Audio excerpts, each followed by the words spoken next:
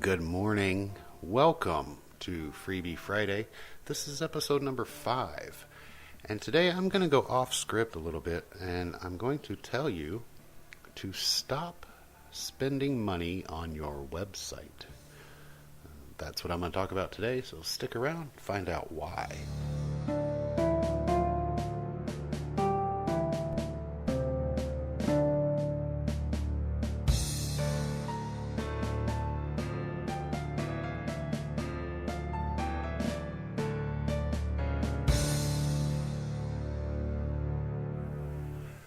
If you are just starting out in your career, your online career, if you're work from home, freelance writer, if you're an author, you're gonna need a website.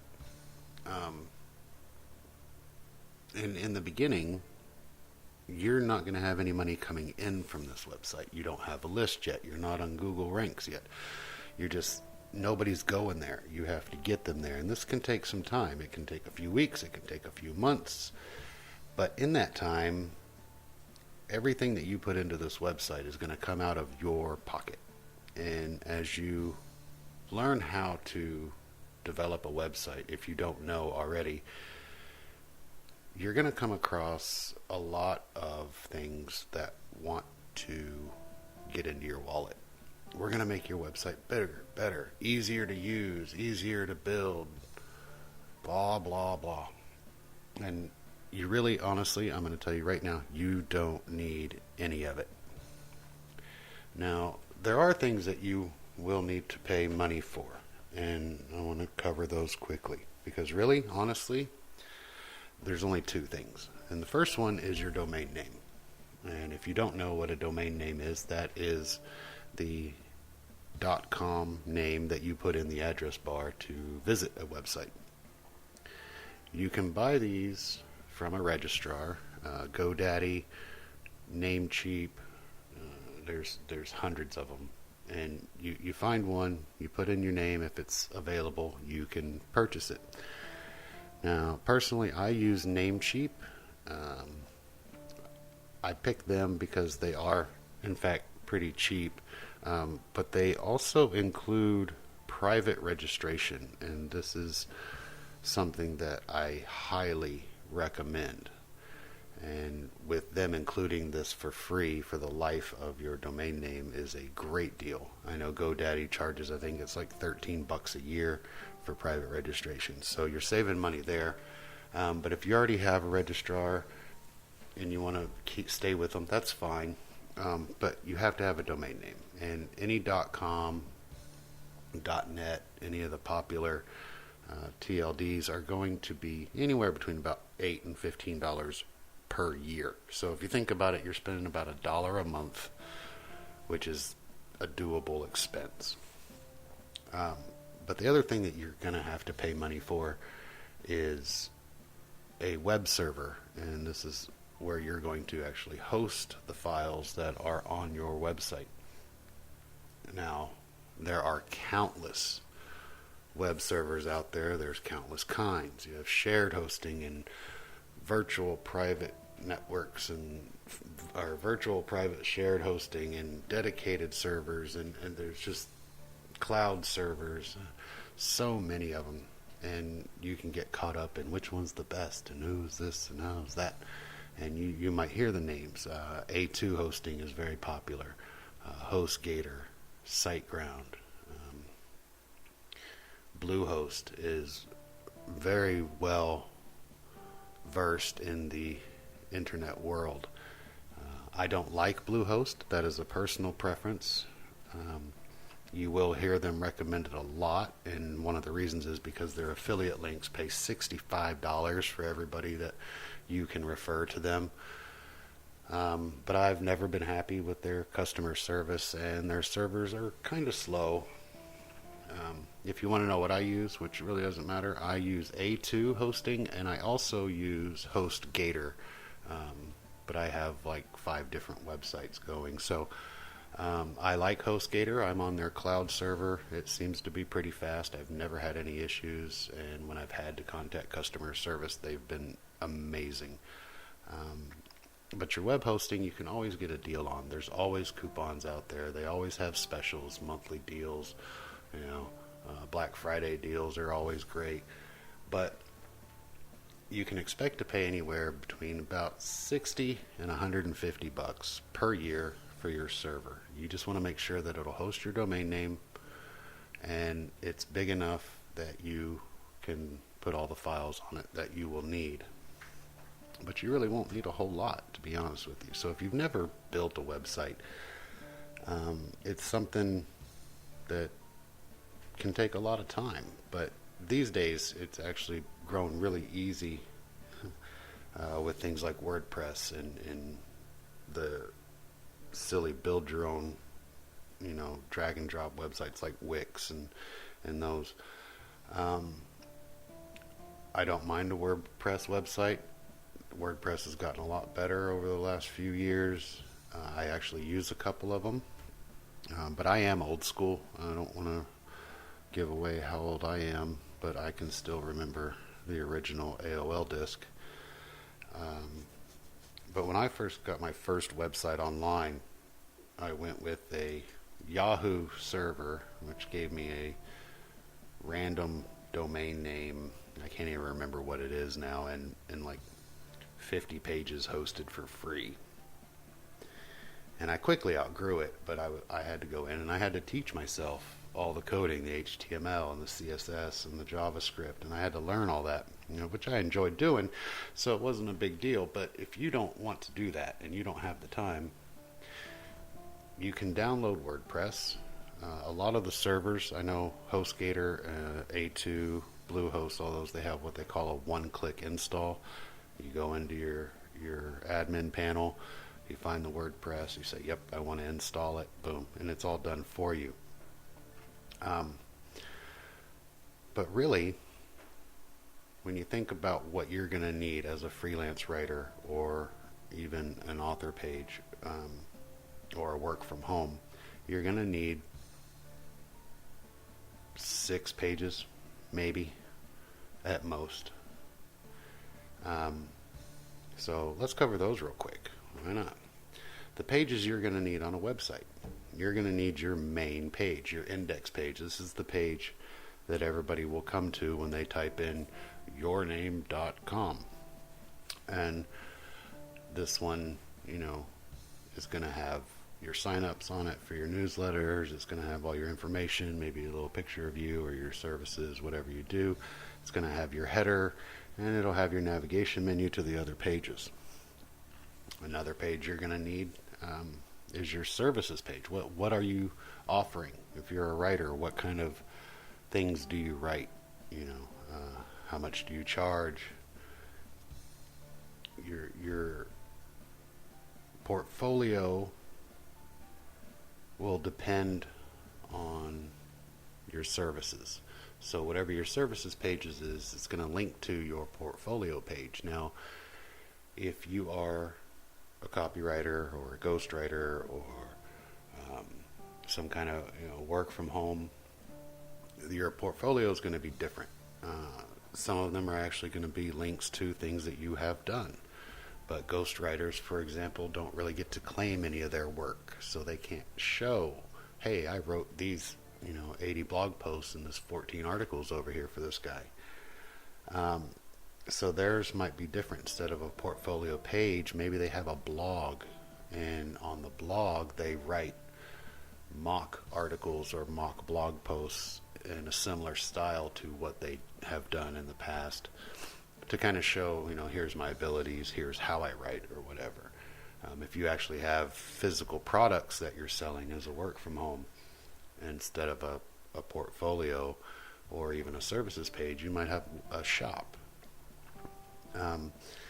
One thing that is crucial for the work from home and the copywriters is a testimonial page.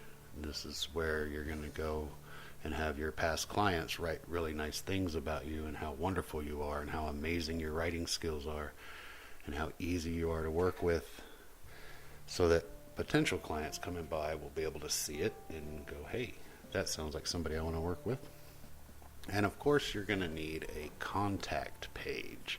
Now, a contact page is just basically going to be a form that somebody will fill out, and they click a send button, and then you get an email with that information that they posted.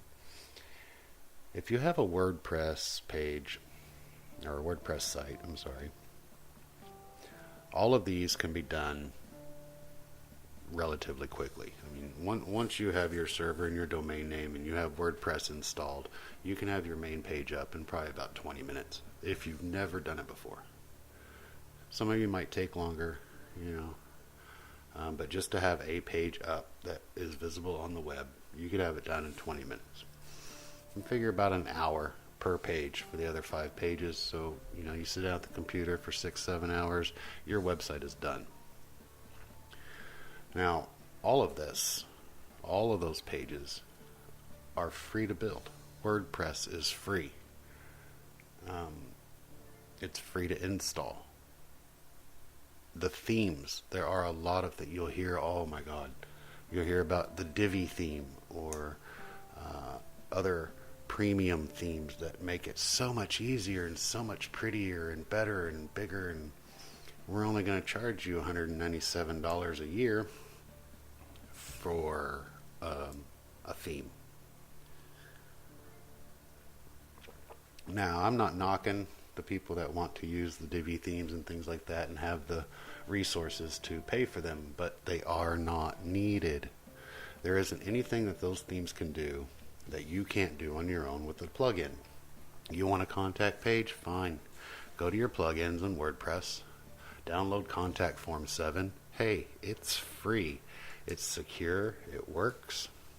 You don't want robots and spammers and stuff logging into your site? Fine. You go down and to your plugins page and you download iThemes Security and a reCAPTCHA plugin. You plug them in, you install them, you make sure the settings are good. Your site's secure. You want testimonials? You can download Jetpack, which usually comes with most of the WordPress installs. Jetpack is also free, and it has your live stats. It has testimonial pages. It has a whole bunch of other contacts and forms and pop-ups and links and like buttons and share buttons, all included. But the theme, you can go, and last time I counted, for WordPress 5, there were over 17,000 free themes. If you're telling me you can't go through that list and find something that is attractive to you, then you probably have bigger problems than picking a theme. There's themes out there. All the themes are customizable. You can change their colors. You can change the layout and look and whether they show their bullet points or not. Some are more customizable than others, and you want to make sure that you have a responsive one so that it shows up just fine on a desktop as it does on a cell phone or a tablet. But other than that, you just go by what it looks like. You're going to add your own images. You're going to add your own text. You're going to make your font colors different and make it into yours. So it's not like you're going to have a site that looks like 1,700 other people's, because nobody's going to put the same combination together that you will. And you can do all of this for free. And if you make a mistake, guess what? You undo it. That's it. Undo. Don't save. Go back a page. Come back and try it again. But everybody out there has things that are going to tempt you. And I'm telling you right now, you don't need them. Elementor is a great page builder. It's kind of like a plugin that works like the Divi theme. It's a drag and drop, and it's beautiful and it's wonderful. I use it. They have a free version. Use the free version. Anything out there that you can pay for, I'm going to tell you this right now. Anything out there that you can pay for your website to make it appear different, to make it function different, to make it handle processes or visitors in a certain way, there is a free version out there that will work for you right now. Now, I'm not telling you to keep this the whole time. This is for those that are just starting out. If you want to go through and pay for all this extra stuff, go ahead, do it. But I don't recommend it if you're just starting out. Like I said in the beginning, your website needs to pay for itself. And to do that, you need to keep the cost down. And if you aren't bringing in any money, if you haven't gotten any clients yet, if you're still working for free to build your portfolio or to get testimonials, that's just money out of your pocket that you're not going to get back. Why put it into a website when you don't have to? Do your research. Don't just jump on the first thing because it looks pretty and go, oh, well, it's only $100. It's only $200. Do your research. Go to your search engines. Type in what it is you need. Type in WordPress. And I guarantee you that there's going to be something that pops up that you can do for free that will work until you actually have the money coming in from your website to pay for the premium one. But that's it. Unless you're spending money on your domain name or your web hosting, stop spending money on your website. Get to work doing what you're supposed to do. The website isn't going to make that big of a difference. I'm telling you right now, I had a website that was one page. It was a picture of me. It had 4 lines of text and it had an email address. I still got business from it. You don't need to have the biggest, baddest, most buttony, clickable, pop-up and ad hosted website on the internet to gain new clients or new customers. Give them what they come to your website for, which is high quality content, great work ethic, your skills, your time, and make them pay for that. Spend your money on advertising. Spend your money on a better chair because you're going to be sitting at your computer for a while making all this money. Don't spend it on your website until you absolutely have to. And that's my advice for this week. And I'll leave you with that. Just know that whatever it is out there that people want you to spend money on to make your stuff better, you can do it for free. And if you have the time and the gumption and the know-how or the want to, go learn how to do HTML and CSS and build your own. If you throw in some PHP and some JavaScript, there is nothing out there that you can't do.